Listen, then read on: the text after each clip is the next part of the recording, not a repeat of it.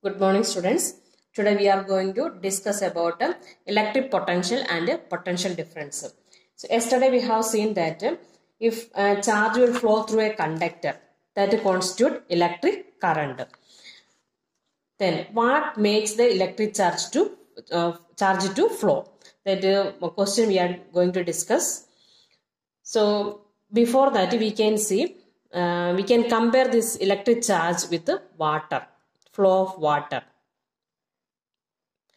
Two tanks are there, tank A and tank B.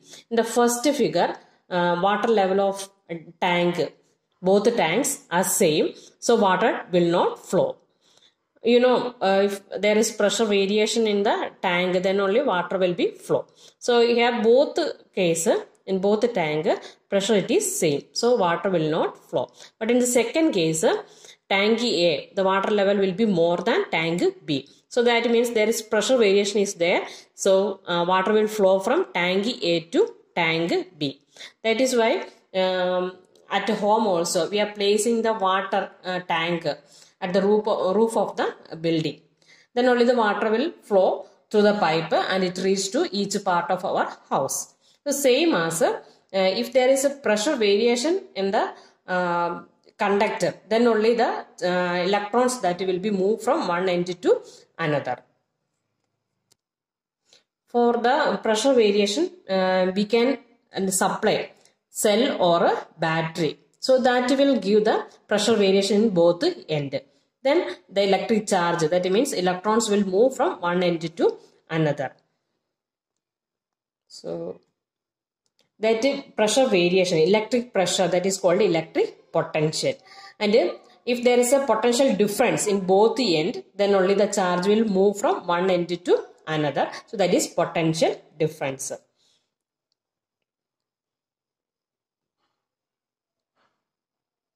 Then we can see what is electric potential.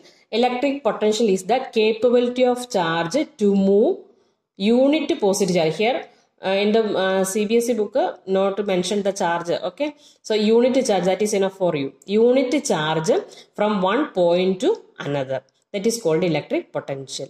Then potential difference, that means electric potential difference is the work done to bring unit charge, no need of positive, unit charge from one point to another, that is called potential difference. So we can calculate potential difference.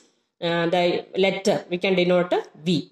Potential difference V equal to work done upon charge. Letters for work done W, and for charge already you know, that is capital Q. So V equal to W upon Q. The SI unit of potential difference, that is voltage. So letter we can use V, and is measured by voltmeter, the device which we use to measure the potential difference in the circuit, that is voltmeter. The device, name of the device, it is voltmeter.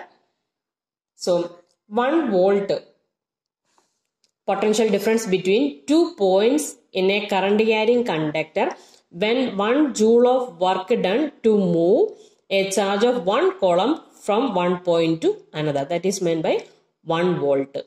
1 volt means potential difference, you know the formula, potential difference equal to work done upon charge. So work done, potential difference, the unit 1 volt, and work done unit, that is 1 joule. So per 1 coulomb, coulomb means it is a unit of charge. So 1 volt equal to 1 J per C, that is the unit. It is the device, voltmeter, which we are using to measure the potential difference across the conductor. So remember this point, 2 points when we are connecting voltmeter in the circuit, electric circuit. So voltmeter must be connected in parallel to the circuit. So whenever we are connecting the voltmeter, that should be parallel in the circuit. The positive side of voltmeter is connected to the positive terminal of the cell, and vice versa. That means negative connected to the negative of the cell. So this is cell. When we are connecting voltmeter, we should connect positive of the voltmeter, that is mentioned here. red color, red and black. Red it is for positive. Positive connected to the positive terminal of the cell and negative side connected to the negative terminal of the cell. So this will be voltmeter always connected to the parallel to the circuit. That you should remember. That is given in the page number 202. It is given. Voltmeter is always connected in parallel across the point between which the potential difference is to be measured. And for the circuit diagram, drawing the circuit diagram, we can use these symbols. Already you know this electric cell. For this, we can use this symbol. Battery, you know what is battery? That is a combination of two or more cells. So we can use this symbol. Then key, here we can use these symbols. So if like this, that means key that is off.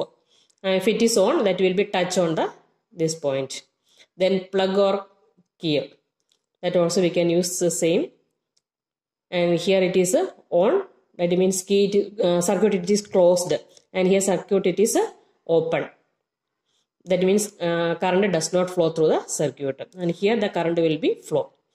Then wire joint, if any connection is there, then we can use this symbol. Wire crossing, we can use this symbol. And electric bulb, this. And resistance we can use this. Rheostat or variable resistance, we can use this symbol. And ammeter and voltmeter, these symbols we can use. I will explain this resistance and rheostat, okay, or variable resistance. And other all symbols you know. That way